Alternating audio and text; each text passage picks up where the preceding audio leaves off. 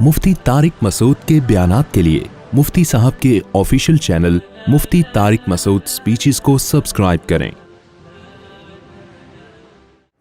آج لبرل اور ایتھیس لوگ جنت کا مذاق اڑاتے ہیں کہ یار اتنی عیاشی کی چیزیں یہ مولوی لوگ بیان کرتے ہیں، جنت میں حوریں ہوں گی، نہریں ہوں گی، باغات ہوں گے اور موتی کے محلات ہوں گے۔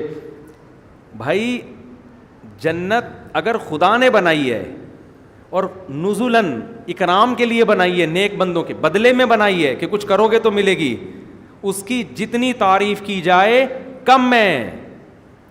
انسان کی عقل جب غلط استعمال ہوتی ہے نا تو پاگل ہو جاتا ہے وہ۔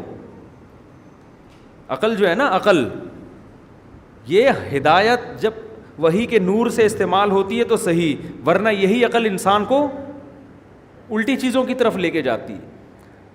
جنت اگر اللہ بنا کے دے رہا ہے تو اس کی جتنی تعریف کی جائے کم ہے۔ تبھی تو قرآن کہتا ہے فَلَا تَعْلَمُ نَفْسٌ مَّا أُخْفِيَ لَهُم مِّن قُرَّةِ أَعْيُنٍ۔ اللہ خود کہہ رہا ہے کہ میں جو جنت کی تعریفیں کرتا ہوں، اس میں حوریں، اس میں باغات، اس میں جو ہے قطوفہا دانیہ، درختوں کے پھل جھکے ہوئے ہوں گے، اور ایسا موسم، نہ اس میں دھوپ نہ گرمی، ایک جیسا ٹیمپریچر، ایک ہمیشہ کی جوانی۔ اللہ کہتے ہیں یہ میں تمہیں سمجھانے کے لیے۔ حقیقت یہ ہے کہ کسی نفس کو خبر نہیں ہے، نہ کسی کے دل میں خیال گزرا کہ میں نے اپنے بندوں کے لیے ان کی آنکھوں کی ٹھنڈک کا کیسا سامان چھپا کے رکھا ہوا ہے۔ یہ دیکھ کے پتہ چلے گا، یہ بتانے سے پتہ نہیں چل سکتا۔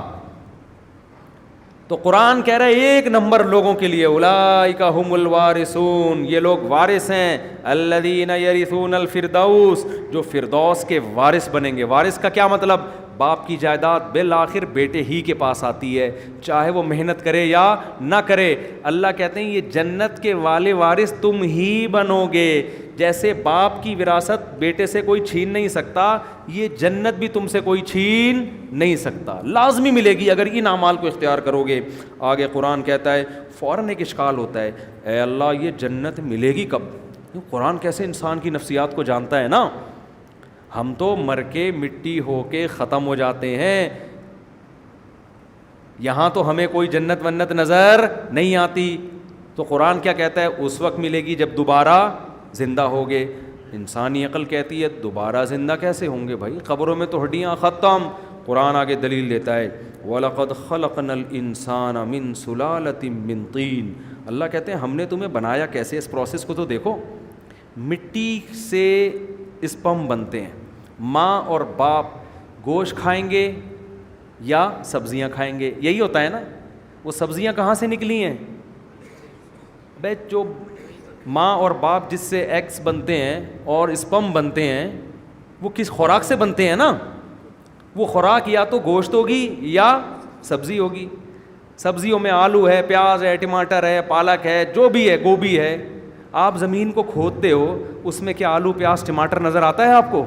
اتنا سا بیج ہوتا ہے، اس بیج میں ایک سافٹ ویئر انسٹال ہوتا ہے جس کا کام یہ ہوتا ہے، اگر وہ خربوزے کا بیج ہے اس میں ایک سافٹ ویئر ہے جس کا کام صرف زمین، گوبر، پانی، مٹی کو میسج دینا ہے کہ اس دفعہ گوبر، پانی، مٹی کے ملاپ سے خربوزہ بنانا ہے۔ وہ صرف اس کے لیے رکھا ہوا ہے، وہ بیج خربوزہ ہے نہیں، تبھی وہ بیج تو ختم ہو چکا ہوتا ہے تھوڑے دنوں میں۔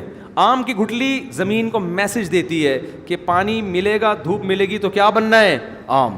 وہ مٹی ہے جس کو ایسے خوبصورت مراحل سے گزار کر ہمارا رب انار، آم، خربوزے، انگور بناتا ہے۔ اور گوشت جب کھاتے ہیں تو وہ گوشت بھی جانوروں نے زمین کی چیزوں کو کھا کے، وہ بھی کس سے؟ اسی سے تو گوشت بنتا ہے۔ مٹی ہے، قرآن کہہ رہا ہے جو اتنے پروسیس سے گزارتا ہوں، سب سے پہلے مٹی سے، مٹی کے خلاصے سے تمہیں میں کیا کرتا ہوں؟ تمہیں میں نے بنایا۔ ثم جعلناہ نطفۃ، پھر میں نے اس کو نطفہ بنایا، اسپم بنایا۔ اسی خوراک کے ذریعے کیا بنتا ہے؟ باپ کے جسم میں، مرد کے جسم میں اسپم بنتے ہیں، جس کو قرآن نطفہ کہہ رہا ہے، فی قرار مکین، اس کو ماں کے رحم میں ایک مضبوط ٹھکانہ دیتا ہوں میں۔